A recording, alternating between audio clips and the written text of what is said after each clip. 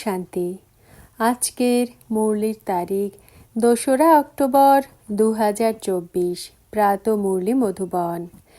মিষ্টি বাচ্চারা, স্মরণে থেকে সকল কর্ম করো, তাহলে অনেকের তোমাদের সাক্ষাৎকার হতে থাকবে।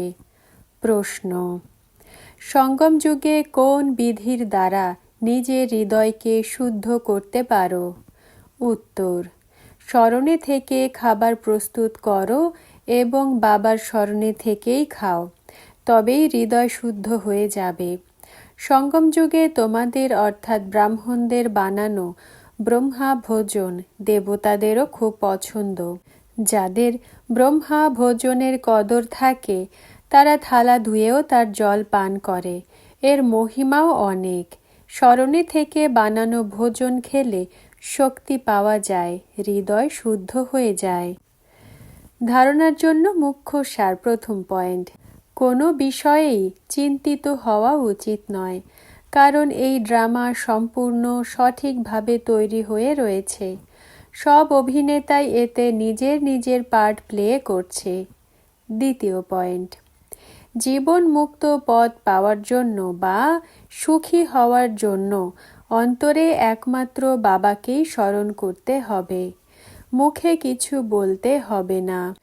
ভোজন বানানো বা খাওয়ার সময় বাবার স্মরণে অবশ্যই থাকতে হবে। বরদান: স্বার্থ, ঈর্ষা আর বিরক্তি বোধের থেকে মুক্ত থেকে ক্রোধ মুক্ত ভব। ব্যাখ্যা: নিজের মতামত দিতে হলে দাও, সেবার জন্য নিজেকে অফার করো, কিন্তু নিজের মতামত জানানোর সময় সেই কথাটিকে নিজের ইচ্ছাতে পরিবর্তন করবে না। যখন সংকল্প নিজের ইচ্ছাতে পরিবর্তন হয়ে যায় তখন বিরক্তি বোধ চলে আসে, কিন্তু নিঃস্বার্থ হয়ে নিজের মতামত শোনাও, স্বার্থ রেখে নয়। আমি বলেছি তাই করতেই হবে এই রকম মনে করবে না।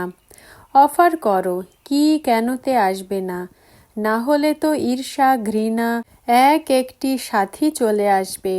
স্বার্থ বা ঈর্ষার কারণেও ক্রোধের জন্ম হয়। এখন এর থেকেও মুক্ত হও। স্লোগান: শান্তিদূত হয়ে সবাইকে শান্তি প্রদান করা, এটাই হলো তোমার অকুপেশন। ওম শান্তি।